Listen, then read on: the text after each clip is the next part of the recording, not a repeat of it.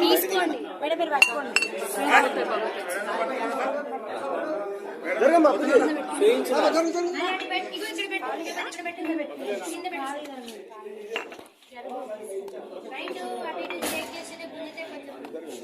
జరగమ్మా ఒకటే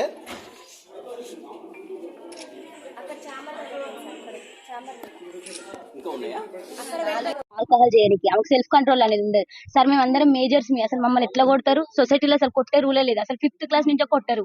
మేము degree students sir. Already మాకు ఆ స్టేజ్ అయిపోయింది. మేము అందరం మేజర్స్, అందరికి ఓటాకు ఉంది. ఆమె అట్లా ఎట్లా కొడతారు సార్? ఇంకోటి మళ్ళీ మా పేరెంట్స్ కూడా రెస్పెక్ట్ అనేది అసలు ఇయ్యదు.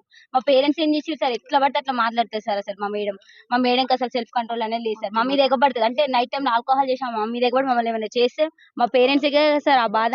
మా పేరెంట్స్ తో కూడా కరెక్ట్ గా మాట్లాడారు సార్. అసలు మాకు కరెక్ట్ గా కమ్యూనికేషన్ అనేది ఉండదు సార్.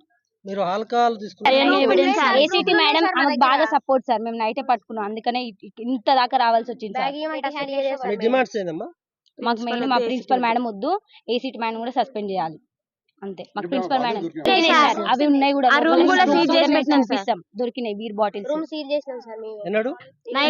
నిన్న నైట్ అసలు పడుకోలేదు సార్. ఏం జరుగుతుందో అని చాలా భయంతో అసలు పడుకోలేదు. ఎవరు క్యాంపస్ మొత్తం ఒక్కరు కూడా పడుకోలేదు. అందరం భయపడుతున్నాం సార్. నెక్స్ట్ ఏం జరుగుతుందో అని వాళ్ళ కొడుకు వచ్చి ఇక్కడ ఉన్నాడు సార్. అంటే వాళ్ళ కొడుకు వచ్చినప్పుడల్లా మేము చాలా అన్కంఫర్ట్ గా ఫీల్ అయినాం సార్. మేము అందరం ఆడపిల్లలేం సార్. షార్ట్స్ వేసుకుంటాం, ఇంకెట్లనే ఉంటాం సార్. మేము కాలేజ్ లో ఉంటున్నాం, హాస్టల్ అంటే కాలేజ్ టైం అయిపోయిన తర్వాత హాస్టల్. మేము అందరం డ్రెస్ చేంజ్ చేసుకుంటాం, కానీ మేము చాలా అన్కంఫర్ట్ గా ఫీల్ అయినాం సార్. వాళ్ళ కొడుకు వచ్చి 5 days 6 days 1 week వరకు ఉన్నారు సార్.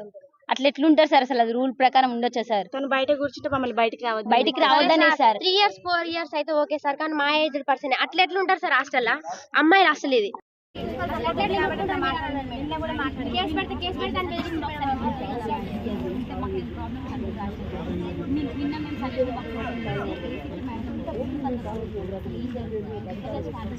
చాలా మంది రాశారు మేడం, చాలా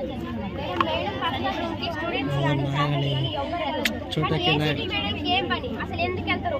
మేడం పర్మిషన్ లేకుండా ఆమె ఆబ్సెన్స్ లో ఉన్నా అయినా కూడా అసలు అట్లా రూమ్ ఓపెన్ చేస్తారు.